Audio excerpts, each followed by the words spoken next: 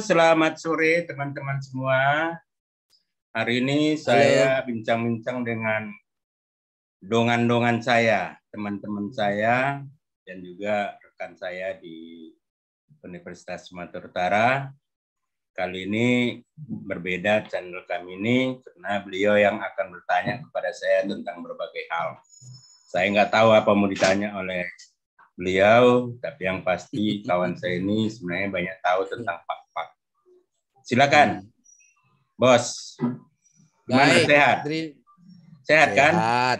Iya. Sehat. Silakan, terima kasih Lias Sate. Iya. Jadi ini saya coba nih mau ingin tahu lebih diskusi-diskusi tentang kebudayaan pak-pak ya. Nah, sebetulnya kan ada mungkin yang sangat spesifik dari pak-pak. Kalau orang bertanya apa sih yang khas dari pak-pak itu, mungkin itu bisa diceritakan. Gimana, Pak LB? Yang khas. Yang khas. Sebenarnya ya yang spesifik itu mungkin dari nama marga salah satu. Ya. Makanya saya kan marga Brutu. Ya, jadi kalau marga Brutu pasti orang Pak-pak. Tidak mungkin orang lain gitu. Itu spesifik. Ya, karena suku lain di Sumatera Utara nggak ada yang bermarga Brutu. Itu salah satu.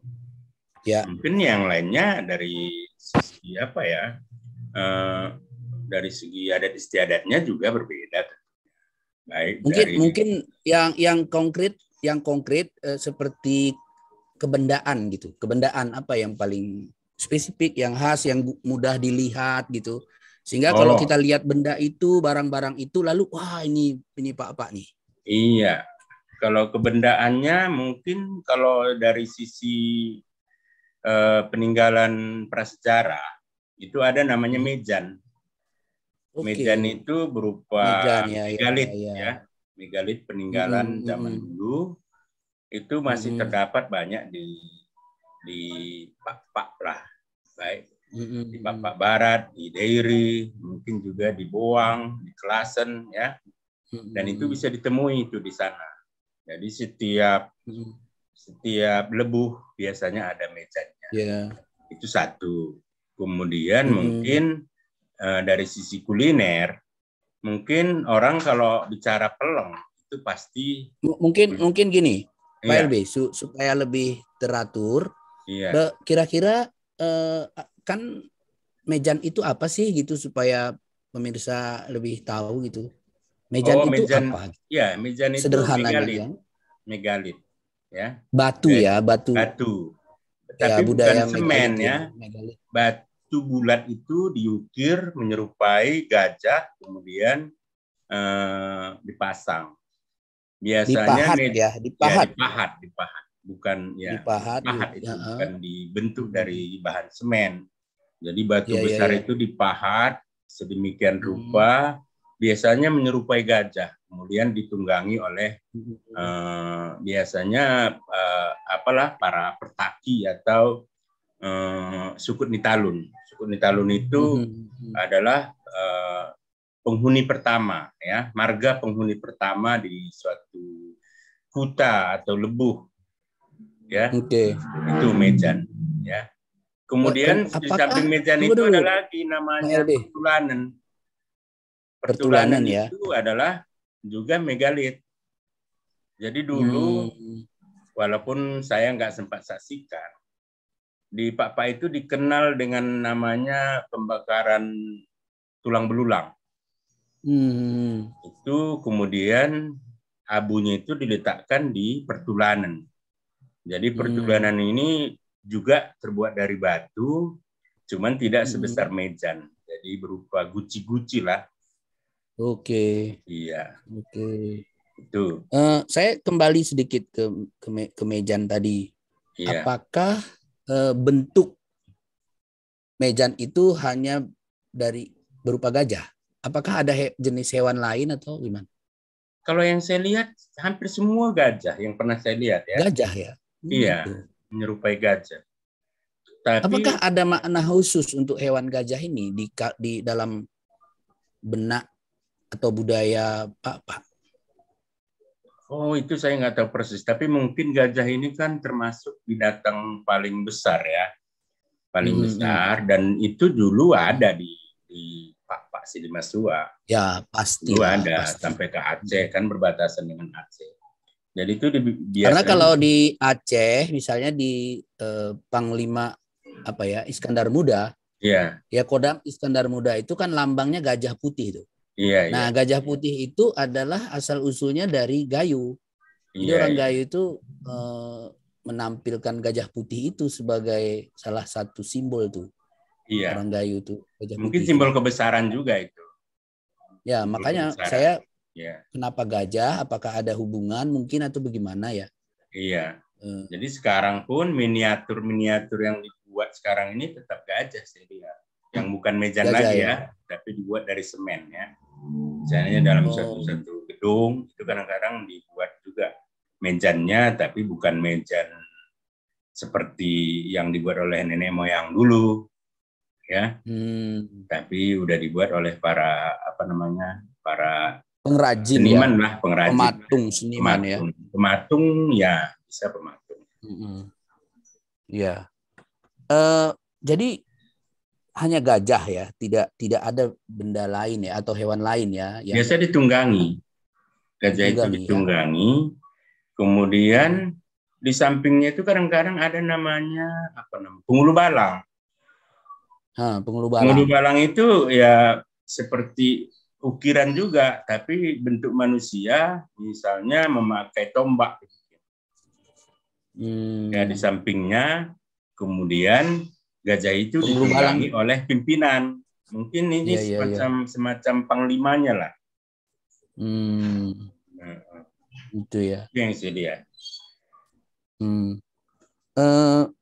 Kan kita juga ada kenal itu ya. Biasanya kalau hewan-hewan ini sering dikenalkan sebagai totem ya, kepercayaan ya. Iya, iya.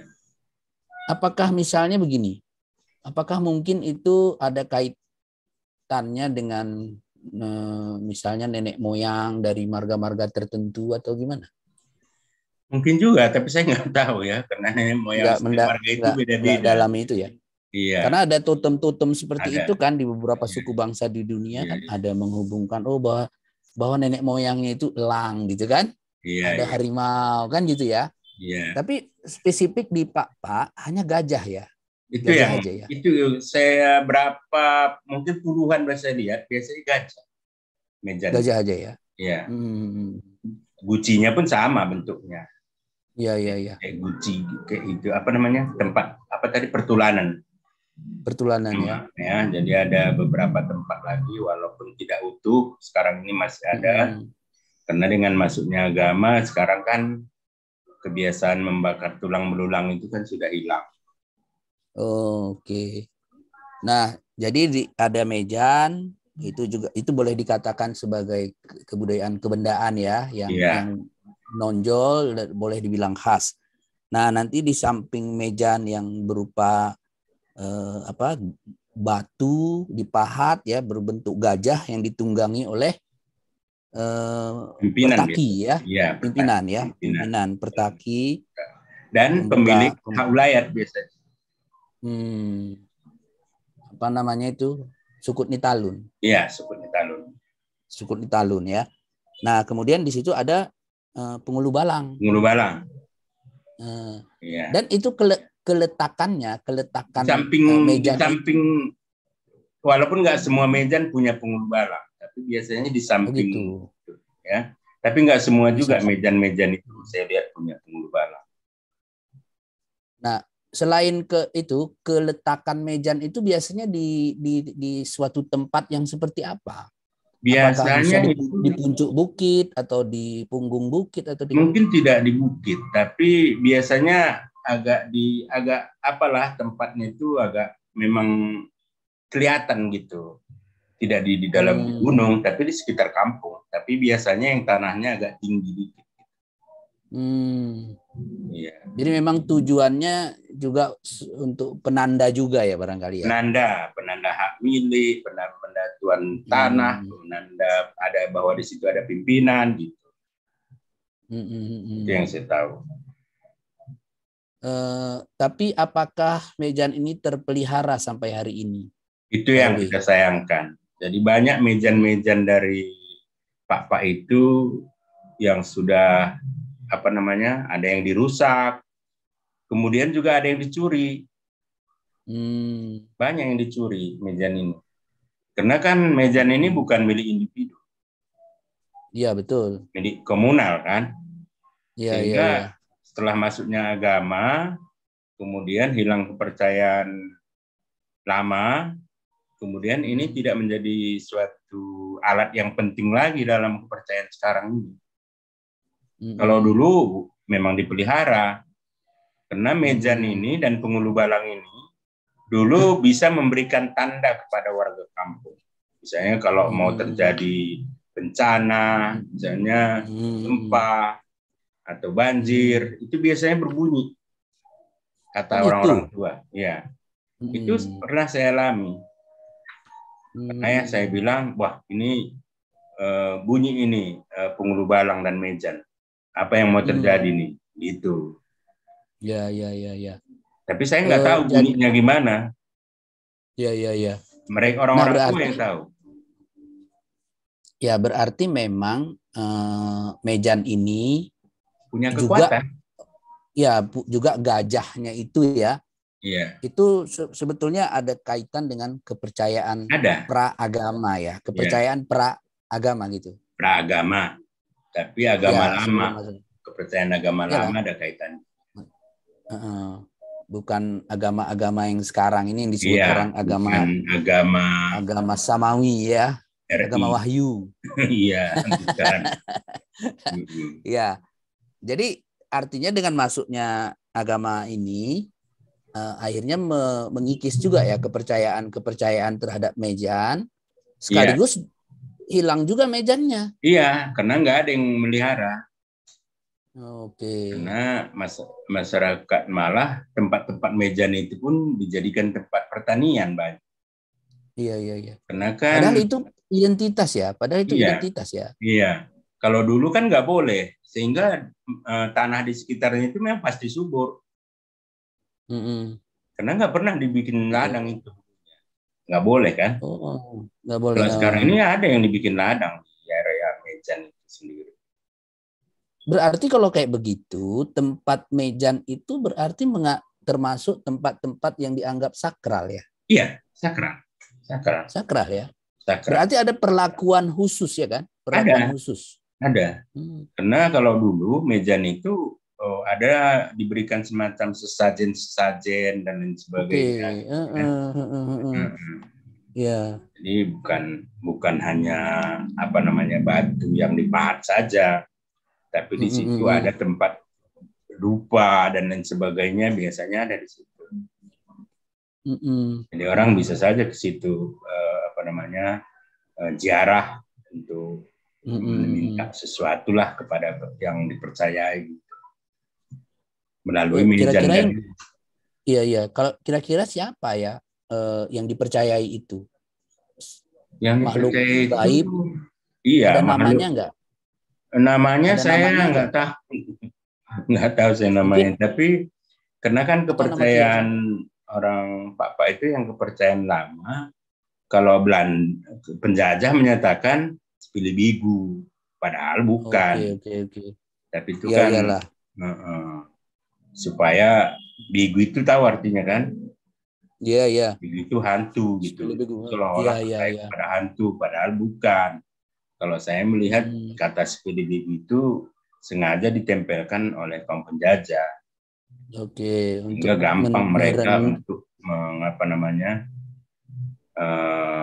ya gitulah, untuk menyebarkan apa yang mereka mau gitu kan. Jadi di dalam istilah sepele begitu tersimpan juga semacam merendahkan gitu ya. Iya. Karena seperti itu sendiri di masyarakat Pak adalah hal yang menyeramkan. Memang bahasa Pak ada bigu, tapi yang mereka sembah itu bukan bigu sebenarnya. Tapi penguasa langit, bumi, dan air kan. Iya. Nah itu maksud saya, penguasa langit, bumi, air itu. Nah, ada namanya, cuman saya lupa. Adakah sosok tertentu? Ada karena begini, namanya. Saya ingat dulu kan waktu penelitian tahun berapa dulu, tahun 91. Kan pernah ke sana. Kalau kita pergi misalnya sembahan ladang. Sembahan ladang, iya. Gitu kan? Kan sebutannya lepung, sembahan ladangen. Nah, iya. Panggilannya Pung, empung. Oh, empung. Biasanya empung. Empung. Empung. Dan itu panggilannya ya. Iya. Jadi binatang buas pun kalau di Pak itu sering dipanggil pung. Iya. Nah, karena binatang buas itu juga mungkin dianggap mempunyai kekuatan. Jadi baik secara panggilan nyata maupun itu secara tidak nyata. Jadi ekspresi penghormatan ya, kita panggil pung ya, pung. Yang dituakan pung, gitu ya. Pung itu kan arti kakek nenek, gitu kan? Kalau bahasa Indonesia.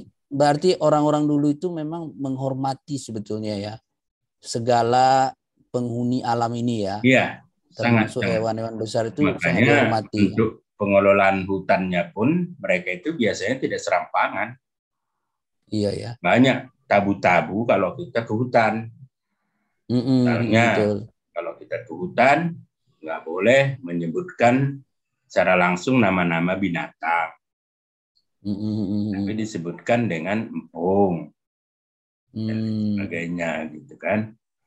Itu tapi kalau di luar hutan nama-nama hewan itu boleh disebut namanya langsung. Kalau di kampung boleh kelihatannya, tapi begitu kita masuk hutan itu nggak boleh. Kemudian kita nggak boleh cakap kotor. Nggak boleh kita buang air sembarangan. Iya. Itu kalau ke hutan, karena nanti katanya pengian ladangnya akan marah. Iya. Itu kan kaitannya. Jadi ada semacam apa ya dalam alam pikiran nenek moyang dulu itu bahwa hutan itu seolah-olah itu wilayah lain. Iya. Kemudian tempat kita bermukim itu suatu wilayah lain ya. Tempat kita bermukim. Kalau ini dikuasai oleh manusia ya, wilayah tempat pemukiman ya. Walaupun di situ juga biasanya ada tempat penyembahannya tadi. Ada juga ya. Misalnya Mejan tadi kan. Tapi orang juga bisa pergi ke ke suatu gua, ke suatu gitu kan. Pohon besar misalnya. Kalau dulunya itu pernah saya lihat waktu anak-anak saya. Jadi Mejan itu berarti di dalam pemukiman ya, bukan di sebuah tempat yang sepi. Sebuah tempat, tapi di nggak jauh dari pemukiman. Dan biasanya di dekat Mejan itu ada kayu besar juga. Gitu. Kalau aslinya. Karena itu tidak pernah dirambah. Mungkin sekitar setengah hektar nggak pernah dirambah. Itu saya ingat waktu saya di kampung dulu, dekat Mejan itu ada beberapa pohon besar di situ. Dan malah ada air. Air tumbuh di situ. Tapi sekarang di kampung saya Mejannya masih ada, tapi sudah rusak. Malah ada yang hilang. Tapi maknanya mungkin sudah nggak kayak dulu lagi. Udah enggak. Karena meaningnya udah lain, itu sebagai mungkin ini hanya sebagai benda-benda profan saja ya, bernilai seni saja gitu ya, tidak ada nilai religiusnya, itu udah nggak ada ya. Nilai religiusnya mungkin nggak ada, tapi orang-orang tua masih tahu dia kalau mau terjadi sesuatu biasanya itu udah bunyi itu penghulu balang dan Mejan. Oh gitu ya. Walaupun mungkin Mejannya sudah nggak ada. Misalnya kalau saya 60, umur 70 ke atas masih kayak. Iya. Jadi kalau kita lihat dari pembicaraan singkat ini ya, nampak juga sebetulnya sudah terjadi pengikisan terhadap kepercayaan lama, budaya lama itu ya. Bukan hanya pengikisan. Jadi hilang. Hilang enggak lah kalau hilang ya. Hilang mungkin susah juga ya, karena orang juga masih percaya Iya. kepada kekuatan. Iya, iya. Ya. Oke. Terus kan, ini kan tadi ada di dekat Mejan ada Pertulanan. Iya. Iya kan? Di area-area situ juga. Tapi nggak persis. Misalnya mungkin 200 meter dari Medan itu ada Pertulanan. 200 meter. Maksud saya gini. Apakah benda Pertulanan ini kan juga terkait juga dengan kepercayaan pasti. Iya, iya. Mejan juga ada hubungannya dengan kepercayaan. Apakah mereka ini satu sistem kepercayaan yang sama? Ya, maksud saya Mejan dan kepercayaan Pertulanan ini semasa, seera atau bagaimana? Saya mana lebih kuat? Saya nggak lihat lagi, tapi orang tua saya cerita itu yang dibakar itu tidak juga sembarangan orang. Dan anak-anak nggak akan dibakar. Karena beda dengan pembakaran yang di agama Hindu mungkin kan. Karena yang dibakar ini kan tulangnya. Berarti ditanam dulu kan. Tanam dulu ya. Tanam dulu, baru tulang-tulangnya itu diangkat, kemudian dibakar. Setelah dibakar, abunya itulah diletakkan di guci-guci tadi yang disebut dengan Pertulanan. Gitu. Kalau dibilang terkait ya pasti terkait dengan kepercayaan. Apa nama kepercayaan Pertulanan ini? Ada namanya nggak? Nggak ada, nggak tahu saya namanya. Nggak tahu ya nama misalnya apakah ini? Ya namanya ya Pertulanan. Pertulanan itu apa? Bukan. Maksud saya gini. Apakah itu sebuah bagian dari sistem kepercayaan tertentu? Misalnya kalau di tempat lain kita kenal misalnya apa tuh namanya? Kalau di orang Karo, di Karo apa namanya? Pemenah. Ya. Apakah di Pak ini juga ada sistem kepercayaan ini? Ya ada, seperti tadi. Cuman apa namanya ada? Namanya itu nggak ada, yang saya nggak tahu. Okay. Cuman biasanya kalau sekarang orang ke hutan itulah yang dibilang, si pengian ladang, pengian lai, pengian deleng, pengian rambah, gitu. Cuman namanya menjadi satu karena itu tadi mungkin dulu orang takut pada zaman penjajahan dan awal-awal kemerdekaan, apalagi kaitannya dengan peristiwa G30 kan. Dulu kan katanya kalau nggak beragama dianggap terlibat PKI. Iya. Karena mereka takut. Betul. Sehingga hilang. Ya, tapi kalau mungkin lah mereka beralih agama ya. Iya, kalau diteliti sekarang istilahnya itu mungkin saya nggak tahu apakah masih dapat atau tidak. Tapi saya rasa mestinya punya nama ya, setidaknya mungkin. Mestinya. Karena nama yang diberikan Belanda itu tidak benar itu. Spelebegu ya? Iya. Spelebegu itu artinya kan menyembah hantu. Orang Papa nggak. Tapi kalau siapa ya namanya Atkinson yang menulis tentang kepercayaan orang Wana di Sulawesi, dia membuat namanya itu kan agama Wana aja gitu. Tapi itu kan nama baru ya dibuat supaya tidak terjadi salah kaprah. Kadang sering orang kan dengan terlalu sembrono gitu mengkategorikan, itu agama apalah namanya, animisme atau apa gitu kan, ya macam-macam gitu kan, terlalu umum, tidak spesifik. Jadi Atkinson itu membuat lebih spesifik, itu agama Wana, agama suku Wana, ya kan, bukan agama suku lain gitu. Iya. Mungkin nanti kita buat juga begitu.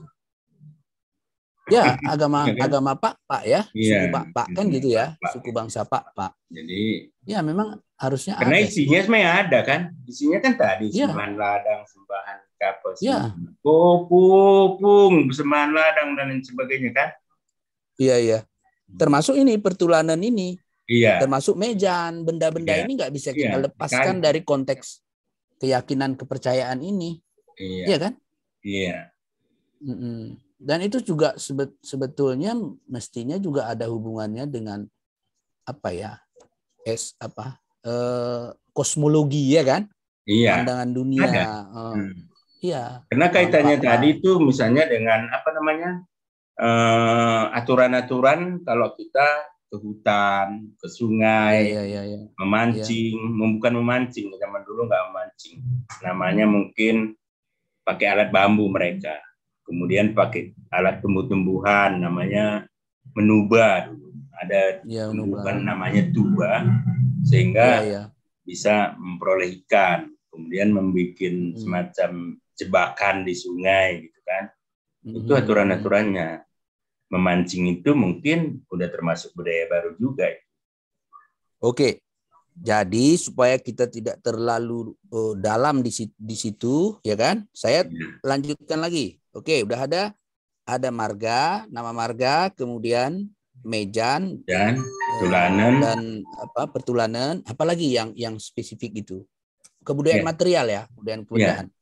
ya, itu tadi lah. Apa ya? Mungkin dari sisi apa namanya kuliner tadi masuk tuh. Kuliner ya. Iya, Kuliner, ya bisa karena kuliner itu bisa itu dilihat ya. salah satu kuliner kebesaran orang Papua itu peleng. Peleng ya. Oke. Peleng, peleng itu eh, untuk menghormati tamu kita menyajikan peleng dan lauknya itu pasti ayam. Ya, ya. Nggak bisa yang lain, ya. Oke. Kecuali untuk hibur-hiburan, bolehlah daging lain kan. Tapi kalau untuk upacara adat, ayam peleng itu identik dengan ayam. Tapi kalau kemudian makanan sehari-hari, makanan apa namanya, makanan apa, ada namanya ginaru. Ginaru itu bubur. Ya. Bubur Papua itu macam-macam. Ginaruncor. Iya, ginaruncor itu kan ginaru Ya. pote. Ya, itu sebenarnya makanan sehari-hari itu. Ya, kalau kita ke ladang tengah hari dulu di Papua itu kan makannya cuma 2 kali sehari. Ya, ya, ya. Pagi sama makan nasi ya, pagi sama sore. Kalau siang itu disitulah muncul berbagai jenis kuliner. Salah satu yang terkenal itu siang hari apa namanya, itu tadi bubur ginaruncor. Kadang-kadang dicampur pete. Pokoknya kalau namanya ginaru atau bubur itu nggak pernah satu macam. Kadang-kadang ditaruh rebung. Campurannya maksudnya, campurannya ya, dicampur rebung, ya. Iya. Ya, ya. Misalnya kalau kita ke hutan di ladang, sayur apa yang ada di hutan itu dicampur di situ. Kadang-kadang untuk membuat rasa yang berbeda dicampur beras dengan ubi. Kadang-kadang hanya beras, kadang-kadang hanya ubi. Tapi campurannya macam-macam, bisa 3-4 macam campurannya. Ada rebung mungkin, ada daun apa? Daun labu. Macam-macam gitu. Dicampur aja begitu. Ada santan nggak? Enggak pakai santan. Kalau bubur, ya? Enggak. Tapi pakai kunyit. Atau karena mungkin apa ya, di daerah ketinggian ya, bisa juga mungkin dulu kelapa nggak ada ya. Iya. Tapi kalau saya melihat dengan tidak pakai santan itu tingkat kolesterolnya malah rendah. Ini masuk kesehatan lah ini. Iya, dari kesehatan kan. Tapi maksud saya begini ya. Ini juga akhirnya kita bicara juga dari segi ekologi ya, lingkungan ya. Iya. Mungkin bagian kayak di Papua Barat kan tinggi ya. Iya. Jadi orang Papua yang tinggal di pesisir seperti di daerah katakanlah Aceh, Singkil, Boang. Itu mungkin beda kulinernya. Ya. Beda ya. Pasti mungkin santan mereka mungkin menggunakan peleng santan. Pun ya. Kalau peleng itu aslinya di daerah Simsim, tidak pakai santan juga. Tapi sekarang ini karena udah banyak kelapa, kadang-kadang ditaruh santan. Ya. Saya ingat waktu kecil, ibu saya nggak pernah bikin peleng pakai santan. Paling kalau dia mau membuat rasa yang berbeda, dicampur kacang, digiling kacang. Oh gitu. Ya. Digiling kacang. Jadi menunjukkan apalah ya, ada juga proses apa akulturasi ya. Iya. Jadi masuknya unsur-unsur dari luar itu diakomodir juga ya. Iya, diakomodir. Termasuk ada bumbu peleng tadi sudah dicampur dengan bumbu-bumbu yang ada sekarang ini. Oke. Iya. Nah, dari segi ini kan kuliner ya. Iya. Kalau Kuliner dari banyak segi lagi. Kuliner karena kan Pak itu kan sifatnya aslinya dulu peladang. Iya. Ya, padi itu merupakan satu tumbuhan yang sangat dihargai. Malah padi itu ada namanya tendi pagi. Iya. Tendi pagi. Oke. Iya, tendi pagi. Kemudian makanan memang banyak bahan mentahnya itu dari ubi dan padi. Ya, misalnya kalau upacara adat ada namanya pinah pah. Pinah pah itu makanan yang memang disajikan pada saat anak kita kawin. Jadi padi itu digongsen, kemudian ditumbuk sampai pipih, ditampi sampai bersih, kemudian ada takarannya, cuman saya lupa. Misalnya kalau temping gitu iya, di Aceh itu temping gini. Temping. Tiba-tiba ditumbuk sampai pipih ya. Iya. Tapi itu kalau padi tua. Tapi kalau ada juga iya. makanan hari-harinya, itu padi muda, namanya ginustung. Sebenarnya kalau saya dari segi rasa lebih enak ginustung dari tipa-tipa.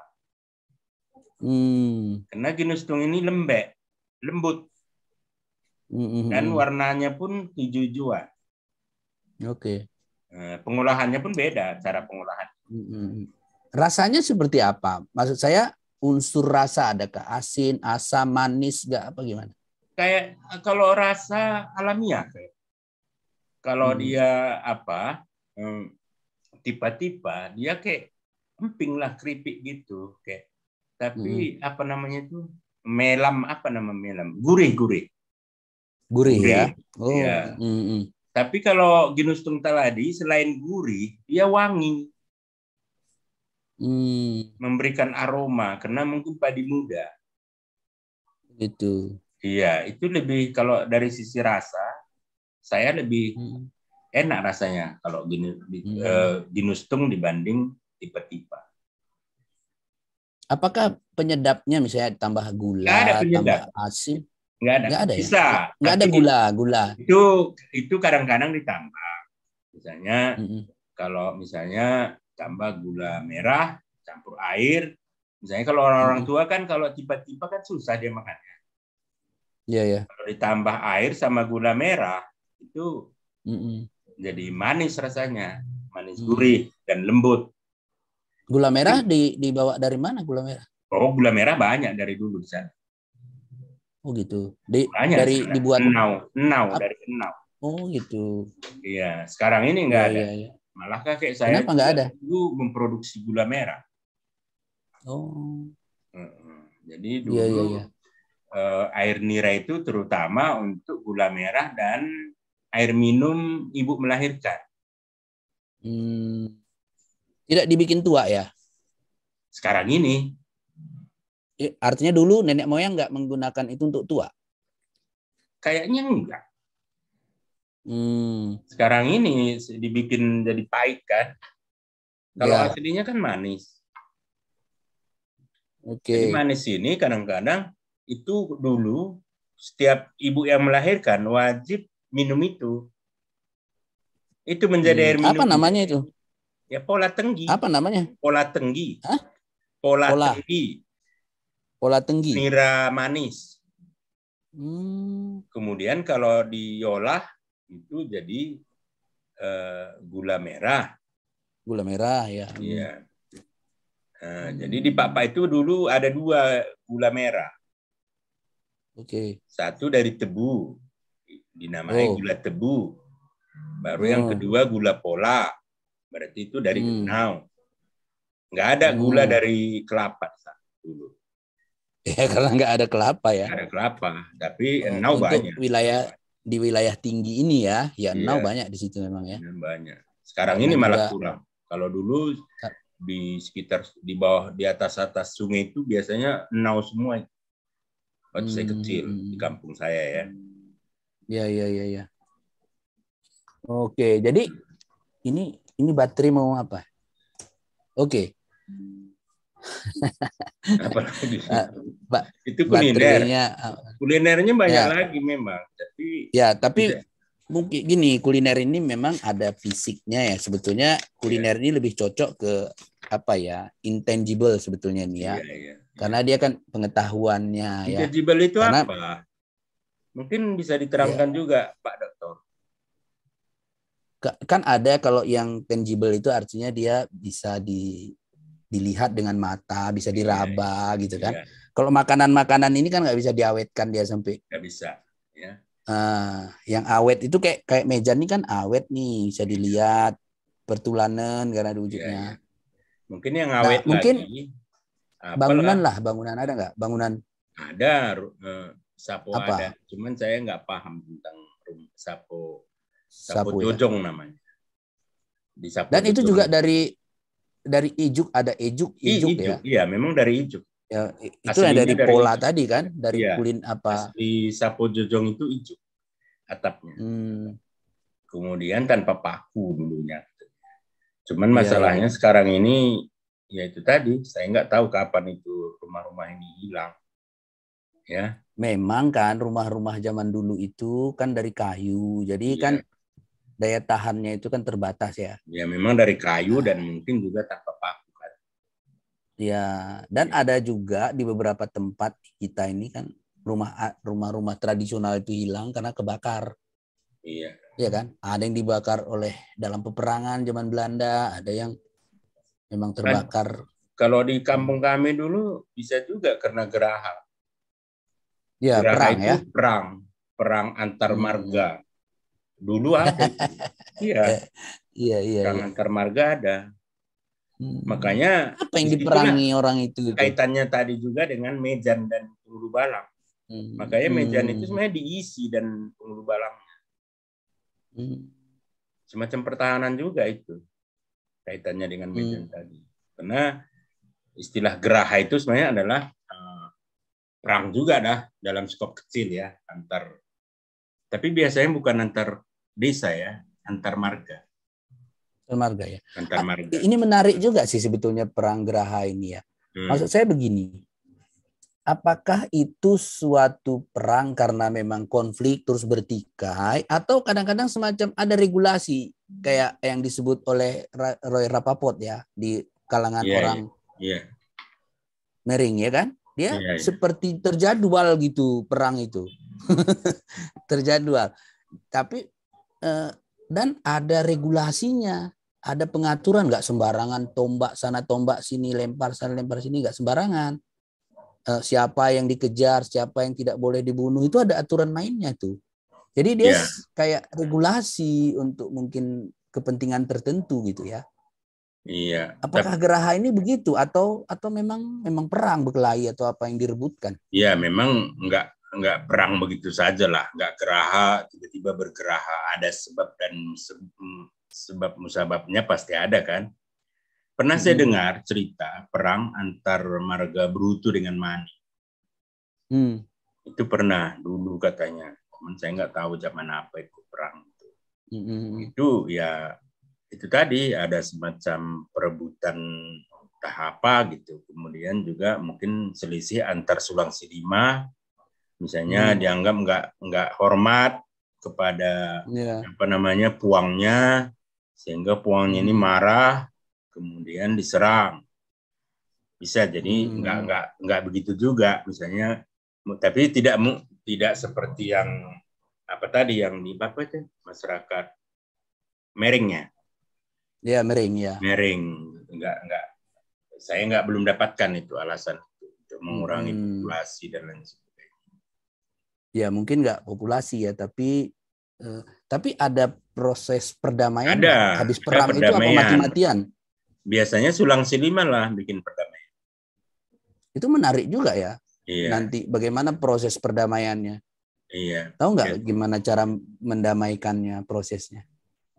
Biasanya kan marga ini punya Sulangsi Lima. Jadi Sulangsi Limanya itu misalnya kalau antar kuta ke kuta kan biasanya satu marga, Ya. ya kan? Jadi sebenarnya yang namanya kalau di tingkat marga, yang namanya pamannya, puhunnya sama. Jadi sebagai bagian dari Sulang Sidima, ya puhun ini berinisiatif mendamaikan, atau juga bisa pihak berunya. Jadi bisa. Jadi mekanisme itu Sulang secara Sidima apa bisa ya? untuk penyelesaian konflik dan perang. Kemudian juga antar marga bisa. Karena marga ini kan sebenarnya juga punya kelompok marga. Kalau dulu nggak bisa saling kawin. Tapi sekarang ini sebagian kelompok marga itu udah bisa saling kawin. Tapi ada juga misalnya, kelompok marga sampai sekarang belum kawin. Kelompok apa itu misalnya, kelompok apa? Yang mana ini? Kelompok marga itu maksudnya apa? Kelompok marga. Tadi misalnya kelompok sekarang itu dinamakan Sortagiri. Ini baru dengar saya nih. Sori Tandang, Sori Gigi, Pungutan Sori. Itu 3 marga, yaitu marga Padang tertua. Kemudian adiknya marga Brutu. Kemudian yang paling kecil marga Solid. Itu bersaudara sebenarnya. Dulunya. Ini disebut Sortagiri gitu. Ya, disingkat. Sortagiri itu singkatan dari Sori Tandang, Sori Gigi, dan Pungutan Sori. Jadi Sori Tandang itu keturunannya marga Padang. Sori Gigi keturunannya marga Brutu. Pungutan Sori keturunannya marga Solid.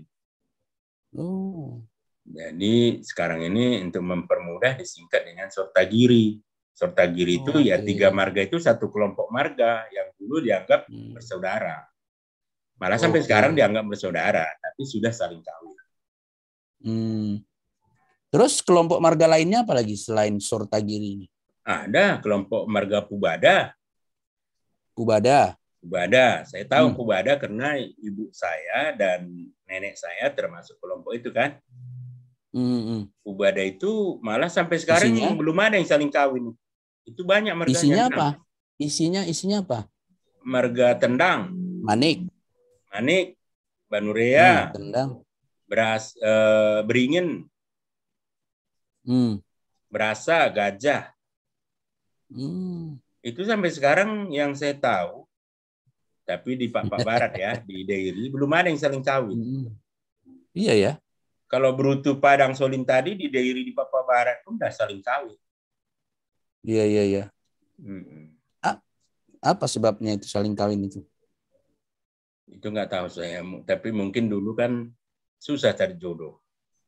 Jadi mungkin setelah berapa puluhan generasi mungkin dibikinlah suatu semacam kesepakatan bersama. Karena di Papa ada itu kesepakatan bersama tentang mengganti tutur, mengganti panggilan kerabat. Sampai sekarang ada itu. Itulah mekanismenya begitu. Internal ya untuk mengadaptasi ya. Sebetulnya adaptasi itu ya. Adaptasi. Karena jadi kesulitan mencari jodoh misalnya. Cari jodoh kan susah. Karena terbatas orang. Transportasi nggak ada kan. Tapi dilegitimasi tentunya itu ya oleh agama mungkin ya. Oleh agama atau apa enggak? Agama mungkin. Karena membolehkan ya udah. Kayaknya agama memang nggak melarang itu kan. Cuman nggak tahu, kita tanya ustadz lama pendeta. Iya kan. Dia bilang boleh ya. Nggak boleh. Kan di beberapa tempat kan misalnya larangan-larangan itu dilanggar, misalnya larangan adat dilanggar orang karena diperbolehkan oleh agama gitu. Jadi orang akhirnya milih agama. Iya. Ya. Lebih ini ya. Lebih kuat agama itu pengaruhnya daripada adat. Iya. Karena patuh kepada adat ya sejahtera di dunia mungkin kan. Patuh pada agama sejahtera di akhirat. Surga ya. Ini itu alasannya. Mungkin begitu ya alasannya kan. Oke. Jadi kelihatannya pembicaraan kita ini bisa panjang. Mau berapa lama nih kita? Atau kita atur nanti jadwalnya rangkaian. Edisi kedua nanti gitu. Besok. Mungkin nanti kita bertiga.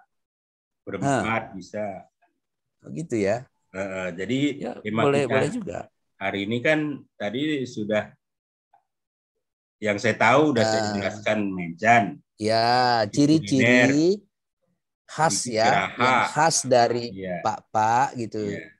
Iya. Yang mudah gitu loh dilihat Iya. orang, mudah diingat orang. Jadi Iya. tanpa misalnya kita harus cerita banyak, orang bisa lihat ya. Salah satu menurut saya yang paling cepat memang dari Marga mungkin satu ya. Kemudian yang kedua kayak Mejan tadi. Memang Mejan jarang pula orang melihatnya memang. Iya. Tapi saya sendiri memang melihat hanya Mejan ya, megalit kayak begini ini memang hanya di sini ya, di ada di Pak ya. Ya, di Pak ya. Itu yang kita lihat. Kemudian juga pertulanan ini ya. Ini juga khas saya rasa nih. Kalau peleng tadi sudah masuk apa itu? Sudah menjadi makanan Indonesia. Apa namanya? Oh gitu ya. Daftar. Apa namanya? Sudah apa ya? Ini tadi. Apa saya sebagai udah diakui. Warisan budaya. Ya, nasional. Tak benda ya. Ya, warisan budaya tak benda tingkat nasional. Nasional tak benda. Ada beberapa itu, misalnya Genderang Sisibah juga sudah.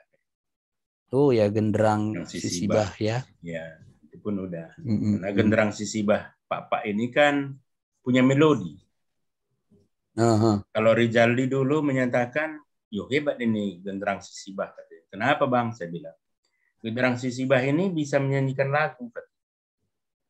Sisibah itu apa? Sisibah 9. Sisibah itu 9.